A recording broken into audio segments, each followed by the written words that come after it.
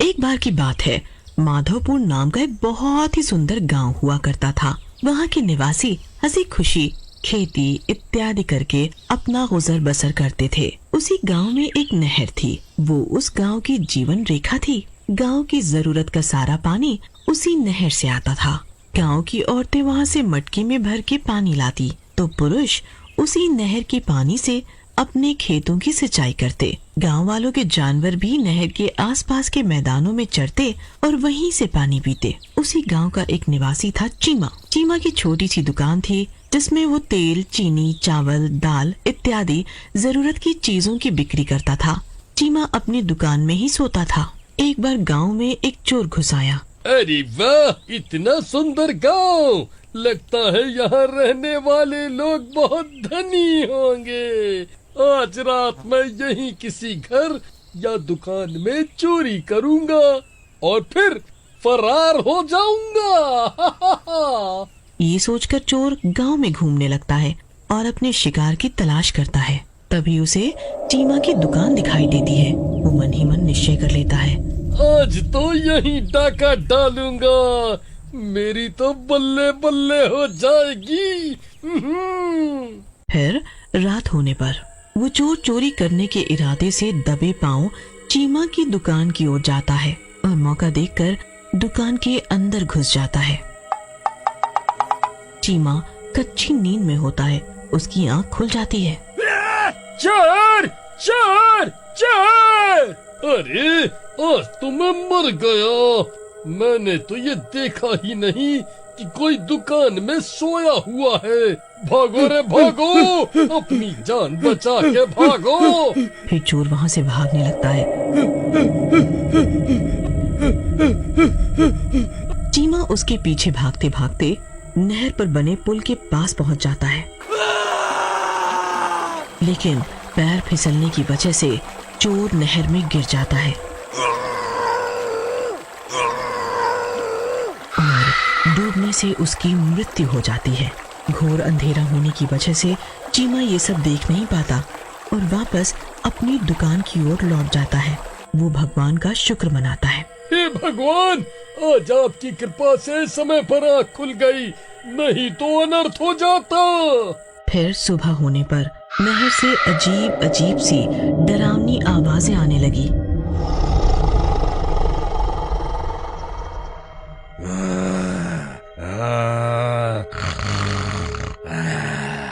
सब हैरान परेशान होने लगे।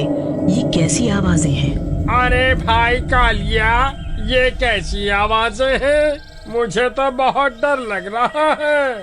हो भाई अहमद, बहुत ही खतरनाक आवाजें हैं। लगता है नहर में कोई खूंखार जंगली जानवर आ गया है। हमें सतर्क रहना होगा। कभी वो चोर जिसकी मृत्यु हो गई थी, अकाल मृत्यु के कारण भूत बन गया होता है।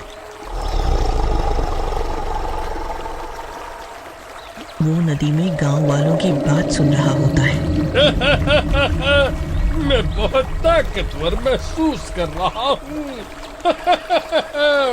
अब मुझे धन की कमी नहीं, खून की प्यास है। मैं एक एक करके इन सब गांव वालों को खा जाऊंगा। दोपहर होने पर गांव वाले अपने अपने घर चले जाते हैं। वहाँ कालिया की बकरियां चारा चर रही होती हैं। उस भूतिया चोर को खून की भूख लगती है। तभी वो देखता है कि कुछ बकरियां नहर के पास है। भूख लगी है, अभी इन बकरियों से ही पेट भर लेता हूँ। बाद में जब कोई गांव वाला आएगा उससे खा लूंगा। वो भूतिया चोर उन बकरियों को खा लेता है।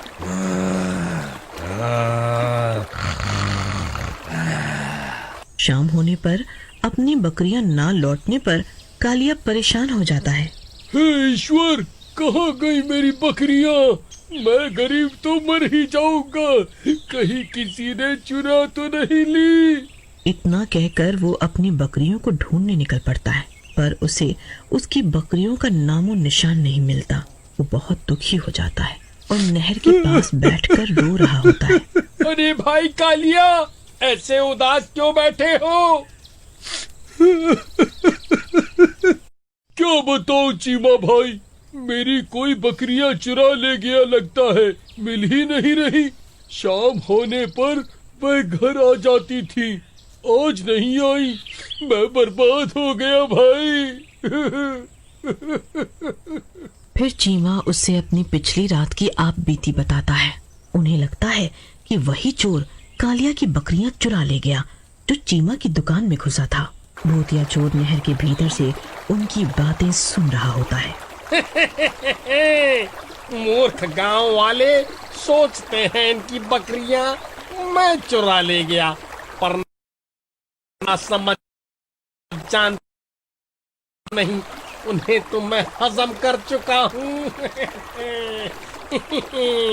अब एक एक करके इन सबको भी हजम करना है। ये बात पूरे गांव में फैल जाती है कि गांव में कोई चोर आ गया है। सभी अपने अपने जानवरों की कड़ी देखरेख करने लग जाते हैं। वो उन्हें अकेला नहीं छोड़ते। वो भूतिया चोर भूख से व्याकुल हो जाता है। वो देखता है पर उसे कोई नहीं दिखता खाने के लिए। कहाँ गए सब करम जले? ना तो कोई इंसान आ रहा है न जानवर। मेरी भूख बर्दाश्त नहीं हो रही, मुझे कुछ न कुछ चाहिए खाने के लिए। फिर अगली सुबह सभी गांव वाले अपने अपने कामों में लग जाते हैं। कालिया की बीवी ललिता को भी खाना बनाना होता है। अजी सुनते हो, नहर से कुछ पानी भर लाओ, न पीने को है और न ही खाना बनाने को। मैं नहीं जाता उस मनहूस नहर के पास, वहीं से मेरी गाड़ी कमाई बकरियां चोरी हो गई। खुद ही जा तू। ठीक है, मैं ही जाती हूँ, आप कुछ मत करना, बस बकरियों को लेके रोते रहना। फिर ललिता नहर की ओर निकल पड़ती है। नहर के पास पहुँचने पर अरे वाह, मजा ही आ गया मेरा शिकार। आज का भोजन ये स्वादिष्ट स्त्री ही बनेगी।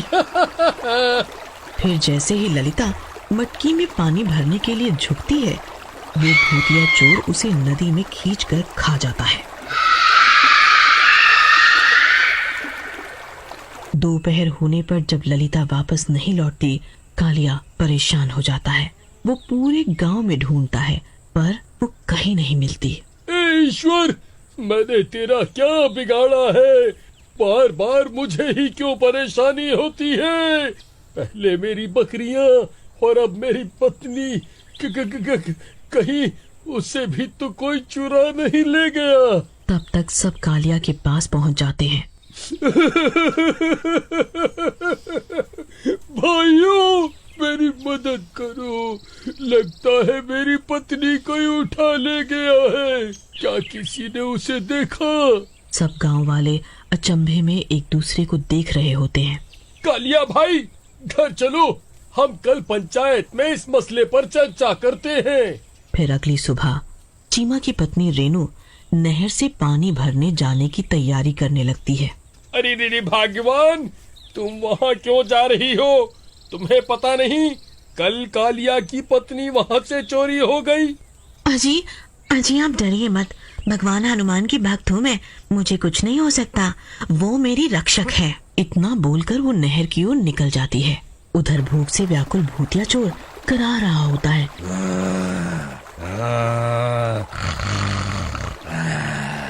उसकी डरावनी आवाजें नहर के बाहर तक आ रही होती हैं।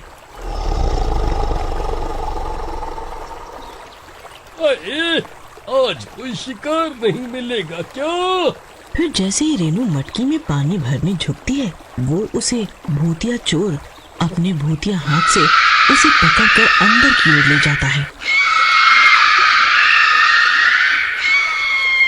रेनू भूत को देखते ही समझ जाती है कि यही है सारे फसाद की जड़। वो जल्दी से हनुमान चालीसा पढ़ना शुरू कर देती है। हनुमान चालीसा की शक्ति के आगे भूतिया चोर की नहीं चलती और उसे रेनू को छोड़ना पड़ता है। रेनू तैरते हुए बाहर आ जाती है और सारा कच्चा चिट्ठा चीमा और गांव वालों को बताती है।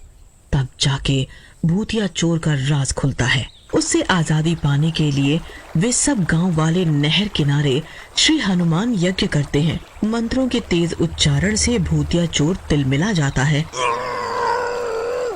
और थोड़ी देर में ही भस्म हो जाता है।